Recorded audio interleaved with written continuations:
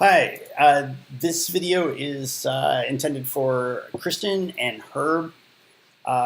This is just a really fast overview of really draft, super high level deck that I put together just to try and get some concepts out of email and out of our heads and into a little bit of either like a project presentation, something like that. I fully realize this is more meant to be kind of like a little bit of a project management tool and to kind of help us decide, what the best next steps are if we decide, Herb, you want to actually move forward with the production on this. So hopefully this is helpful. I promise I won't take long. And of course we can meet by phone and discuss further and, figure out whether or not we're on the right path here. But hopefully it's a helpful first start. So the first two slides are really just around concept.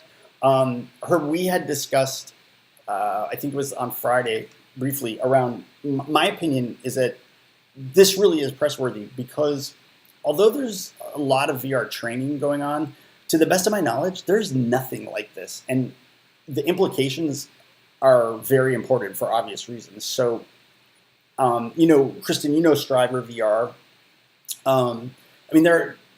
They're out there doing virtual reality based training for the NFL and other national leagues, but nothing like this. And so I really still believe it's pressworthy, and we should present it as that.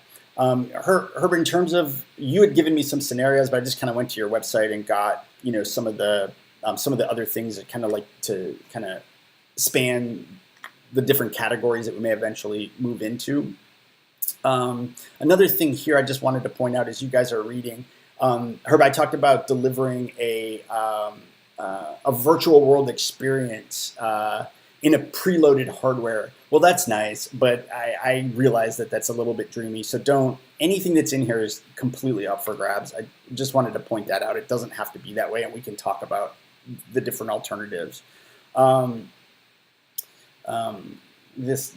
can read this and edit it up. I'll definitely provide a link so that you guys can add, subtract, delete, etc. The tech, super high level stuff. I do believe that there is some opportunity just based on my limited exposure over the course of the past few months in my raise of some people, specifically Intel, and some other ones that I think would be very interested in hearing about this if we're looking for external partners for the sizzle or any other part. So maybe premature, but okay. And I realize too that this is certainly not necessary for the sizzle at all, but it seems to me that it's part of the bigger package if we decide to go forward, if we get the funding to go on with a pilot season or something like that, if you will.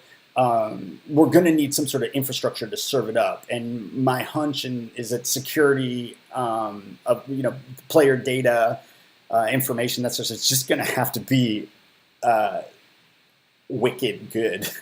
And so, if I was on the other side of the table listening to this pitch, I'd go to security first and work my way through everything else later. Security would be my number one thing. So I put this in here very specifically, not because we need it for the sizzle, but because I do think we would need it for the pitch if we're talking to them. That's all. Obviously, this would need to be detailed out extremely, but at a super high level. I put Amazon. It could be anybody. We would have to shop around, but probably Amazon. Basically, how I kind of envision this at this super high level is an administrative backend where we store the experiences. Herb, your staff would have access to these. This is where the experiences would be assigned to a specific player as you see fit, or as they were prescribed by your staff to a player for a specific reason. And even potentially one day, if we scale out, billing other clients and that sort of thing.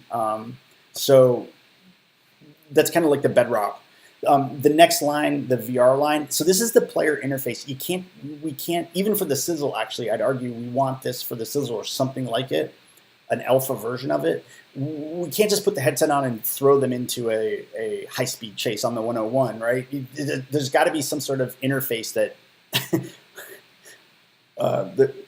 sorry, that just made me laugh. A high-speed chase on the 101. I don't know where I came up with that. There's got to be some sort of interface, right, that shows the or helps the player as they put the headset on kind of acclimate and get ready for the experience. So there's a ton of great stuff that can happen here. But I do believe that interface could really make a difference and will make a difference in the product and even the ability to sell the sizzle, because I believe it has to be there. And then finally, the bottom photo is around the analytics of it all, right? So we know we're going to collect data, and I think we need to have a very airtight stack diagrams and really good plan for how we're going to protect people's security and keep them safe through this process. All I can tell you is those would be my first questions if I was on the buying side of this. It's looking out for the safety and security of the people who are actually consuming it for obvious reasons. I mean, maybe even using like HIPAA, like HIPAA standards for application and streaming might be we put the HIPAA stamp on it if we can meet those requirements, which, by the way, we can. We can, yeah. This slide is intentionally I left it from another presentation I did, but you kind of get the idea. Just Herb, this would be you, I guess, like putting in, around the validation data and metrics that say why this is important and the type of results. And then as we start to capture data and get feedback from players and some real results, obviously we can replace this out with our own data. The last slide I have here is around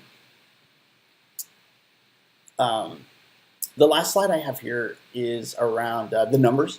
So I just put a sample of a project that we worked on earlier this year. This one rang out to a little north of 25K.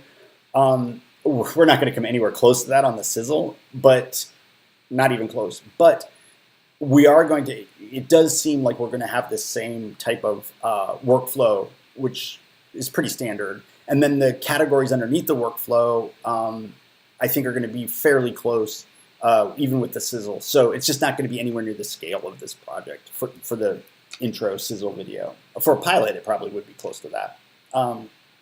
But yeah, you're looking at pre-production, the actual production, and then the post-editing to get it kind of buttoned up.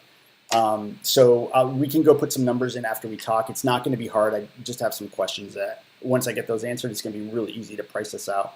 No problem. And again, that's something that if we don't do it ourselves internally, there's lots of vendors that I know that I would trust to get us some really excellent quality. So we'd be shopping for price on that.